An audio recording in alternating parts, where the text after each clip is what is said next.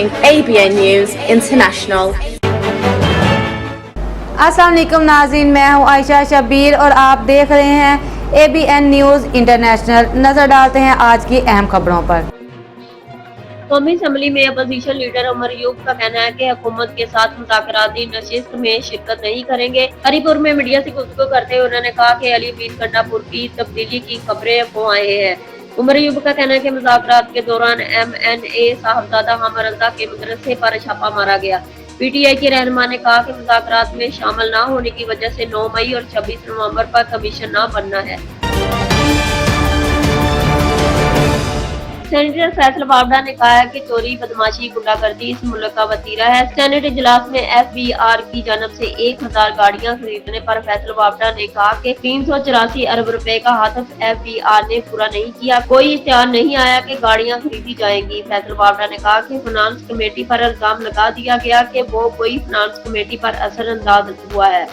वज़ीर दफा गाड़ियां खरीदने के फैसले का दफा कर रहे हैं। उन्होंने कहा कि वज़ीर दफा किसी फेवरेट का दफा कर रहे हैं जो किसी और का फेवरेट है। कहा गया गाड़ियों की खरीदारी का फैसला काबीना का है। फैसल बावड़ा ने कहा कि 190 मिलियन पाउंड भी काबीना का फैसला था। इस बार फिर सदा हुई वज़ीर खजाना नून लीग कह रही है कि ये फैसला दुरुस्त है, आप सस्ती गाड़ी भी ले सकते थे।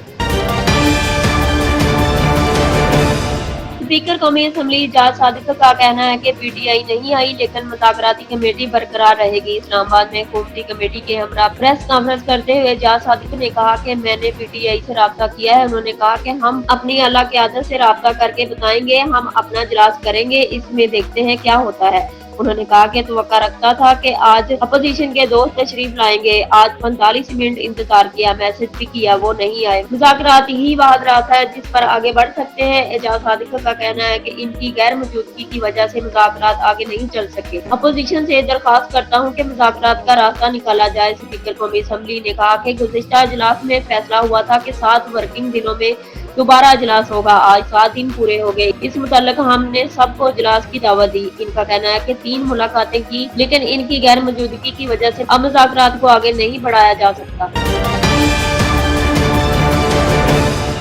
PTI के रहनुमा मिनिस्टर अली ज़फ़र का कहना है कि मुज़ाकरात इस वक्त खत्म है। मुज़ाकरात का इस वक्त कोई चांस नहीं। पार्लियामेंट में गुफ्तगू करते हुए उन्होंने कहा कि इसमें कसूरवार हुकूमत है। पहले उन्होंने तहरीरी तौर पर हमसे डिमांड्स मांगी। मिनिस्टर अली ज़फ़र का कहना है कि फिर इनके लीडरान ने प्रेस कॉन्फ्रेंस कर दी कि यह बात मानने वाली नहीं है। अगर इनके पास कोई हल है तो वो हमें तहरीरी तौर पर दे। PTI के रहनुमा ने कहा कि आपने बिल पर किसी को बात करने की इजाजत नहीं दी, आप अपोजिशन को अहमियत नहीं देते।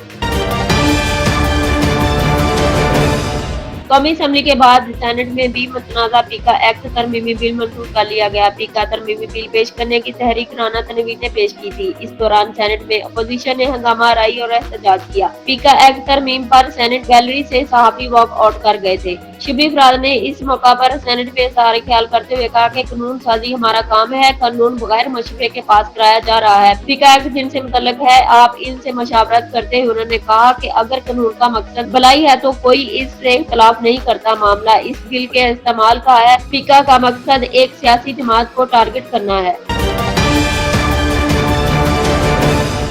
नाइब अमीर जमात इस्लामी पाकिस्तान लियाकत बलोच का कहना है कि 31 जनवरी को IPPs माफिया के खिलाफ मुल्क घेर एहतजाज होगा। लियाकत बलोच ने अपने बयान में कहा कि हुकूमत बिजली सस्ती और नाजायज टैक्सेस खत्म करे। इनका कहना है कि बिजली, गैस और तेल सस्ता होने से मैशियत का पहिया चलेगा। नायब अमीर जमात इस्लामी पाकिस्तान ने मजीद कहा कि 3 फरवरी को इस्लामाबाद में कौमी कश्मीर कॉन्फ्रेंस होगी। लियाकत बलोच ने यह भी कहा कि 5 फरवरी यौम यकजहती कश्मीर के लिए पूरी कौम तैयार है।